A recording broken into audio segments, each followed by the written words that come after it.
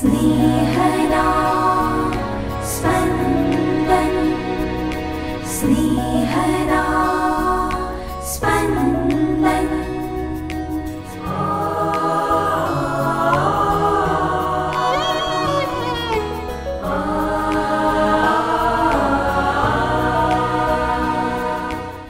પુણ્ય ગુરુવાર. આજના દિવસે પ્રભુ ઈસુ શિષ્યોના પગ ધુએ છે અને આપણને સમજાવવા માગે છે કે આપણે એકબીજા પ્રત્યે પ્રેમ, દયા અને નમ્રતા દર્શાવવાની છે. સાંભળીએ સંત યોહાનકૃત શુભ સંદેશના 13મા અધ્યાયના વચનો 1-15. ઈસુ આ દુનિયામાં જે એમના પોતાના હતા તેમના ઉપર સદા પ્રેમ રાખતા આવ્યા હતા, પણ પાસખાના ઉત્સવ પહેલાં આ દુનિયા છોડીને પિતા પાસે જવાનો પોતાનો સમય આવી પહોંચ્યો છે એવું જાણતા હોય ને તેમણે એ પ્રેમને પરાકાષ્ઠાએ પહોંચાડ્યો. શૈતાન સિમોન ઇસ્કરિયોતના પુત્ર યહૂદાના અંતરમાં ઈસુને પકડાવી દેવાનું સુઝાડી ચૂક્યો હતો. વળી ઈસુ બરાબર જાણતા હતા કે પિતાએ બધું જ મારા હાથમાં સોંપી દીધેલું છે અને હું ઈશ્વર પાસેથી આવેલો છું અને ઈશ્વર પાસે પાછો જાઉં છું. એટલે તેમણે ભોજન ચાલુ હતું ત્યાં જ બાણા પરથી ઉઠીને જબ્બો ઉતારી એક અંગૂછો ઓઢી લીધો. ત્યાર પછી તેમણે એક કુંડામાં પાણી કાઢી શિષ્યોના પગ ધોઈને ઓઢેલા અંગૂછા વડે લૂછવા માંડ્યા. તેઓ સિમોન પીતર પાસે આવ્યા ત્યારે તે બોલી ઉઠ્યો, પ્રભુ, આપ મારા પગ ધુઓ છો? ઈસુએ કહ્યું, હું શું કરું છું એ અત્યારે તું સમજતો નથી, પણ પાછળથી તને સમજાશે. પીતરે તેમને કહ્યું, મારા પગ આપે કદાપી ધોવાના નથી. ઈસુએ કહ્યું, મારે જો ન ધોવાના હોય તો તારે ને મારે કંઈ સંબંધ નથી. સિમોન પીતરે તેમને કહ્યું, તો પ્રભુ, એકલા પગ નહીં પણ હાથ અને માથું પણ ધોજો. ઈસુએ કહ્યું, જેણે સ્નાન કર્યું છે તેણે કંઈ ધોવાની જરૂર નથી. તે અંગે અંગ શુદ્ધ જ છે અને તમે પણ શુદ્ધ જ છો, જોકે બધા નહીં. તેમને ખબર હતી કે કોણ દગો દેવાનો છે, એટલે તેમણે કહ્યું હતું કે તમે બધા શુદ્ધ નથી. બધાના પગ ધોયા પછી અને પોતાનો જબ્બો પહેર્યા પછી તેઓ ફરી ભાણા ઉપર બેસીને બોલ્યા, સમજ પડે છે મેં તમને શું કર્યું?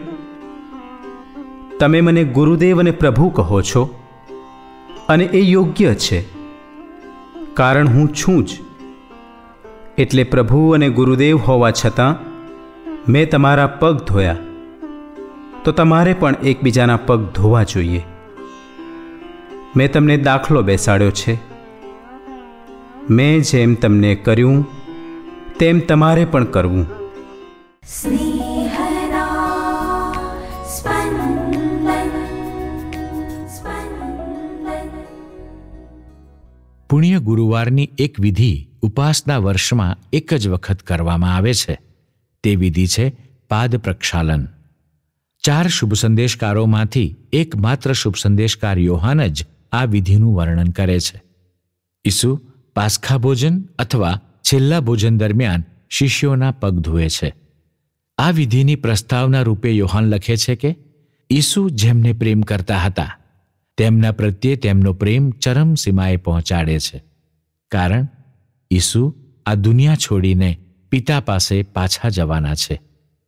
પ્રેમની એ ચરમસીમાના દર્શન કરાવવામાં આવે છે પગ ધોવાની ક્રિયામાં. પગ ધોવાની ક્રિયા પૂરી થયા પછી ઈસુ એ ક્રિયાનો અર્થ સમજાવે છે. ઈસુ આ શિષ્યોના ગુરુ છે. ઈસુ ગુરુ અને પ્રભુ હોવા છતાં શિષ્યોના પગ ધોએ છે. ઈસુ આપણ સૌને માટે દાખલો બેસાડે છે અને આપણને આદેશ આપે છે કે આપણે એકબીજાના પગ ધોવાના છે. પગ ધોવા એ તો એક પ્રતીક છે. આ પ્રતીક વ્યક્ત કરે છે પ્રેમ. પ્રેમ વિનાની અભિવ્યક્તિ બાહ્યાચાર છે, નાટક છે. ઈસુ આપણને એકબીજા પ્રત્યે પ્રેમ રાખવા કહે છે. જેઓ પ્રેમને એક લાગણી સમજે છે તેઓને પ્રશ્ન થાય કે લાગણીને આજ્ઞા કરી શકાય?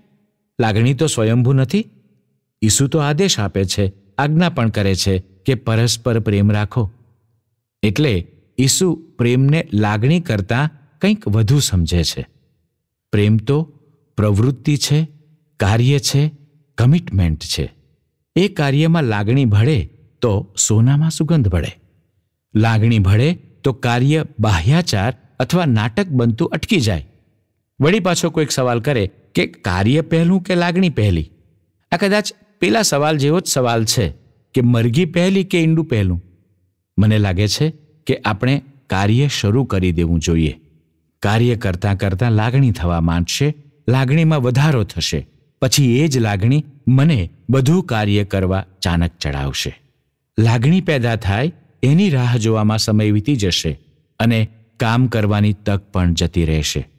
જો હું અત્યારે યુવાન છું તો મારે યુવક મંડળમાં જોડાઈને સેવા પ્રવૃત્તિઓ શરૂ કરી દેવી જોઈએ. પછી લાગણી ઉભરાશે. કોઈને મદદ કરવાનું શરૂ કરી દેવું જોઈએ. પછી લાગણી ઉમેરાશે અને વધુ દ્રઢતાથી, વધુ પ્રેમથી આપણે સેવા કાર્યોમાં ખૂંપી જઈશું.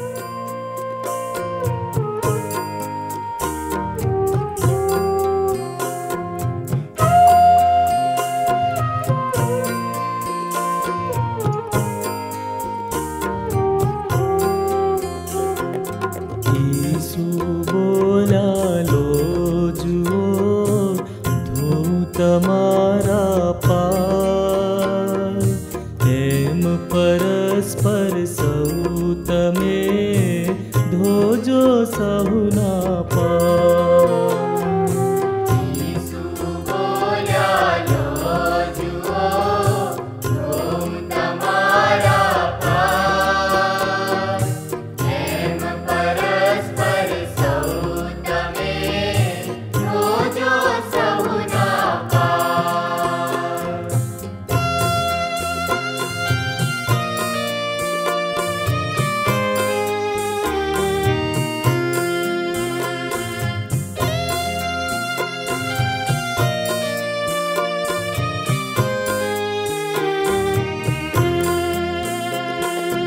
આપણે ભગવાનની આજ્ઞા નવી છે, જેમ તમારા ઉપરે રાખ્યો પ્રેમ મેં છે, તેમ પરસ્પર ચાહજો, રાખજો સહુ પર પ્રેમ. તમે મુझ શિષ્ય છો, જાણશે જગ આએ.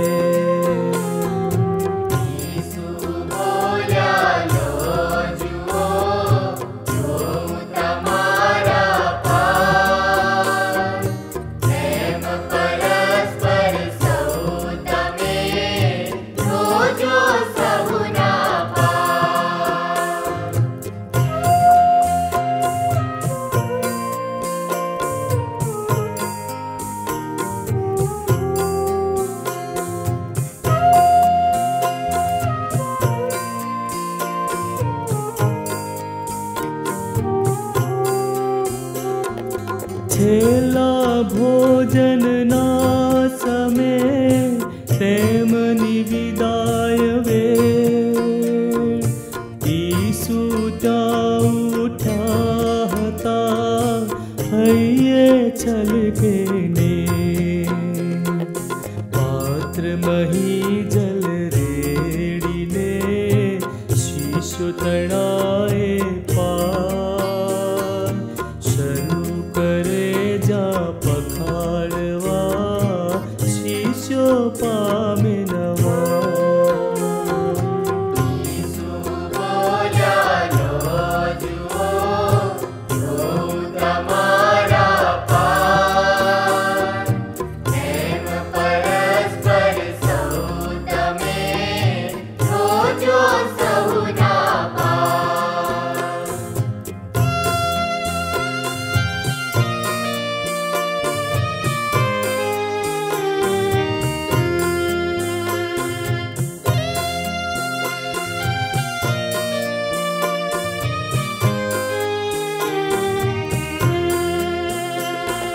તમે પરસ્પર ચાહશો, રાખ રાખશો સૌ પર પ્રેમ, તો જ તમે મુજ શિષ્ય છો, જાણશે જગ આએ. વાસ કરો તમ અંતરે, શ્રદ્ધા સા પ્રેમ, પરમ ઉચ્ચ આકરણ મહી, ગણજો એક જ પ્રેમ.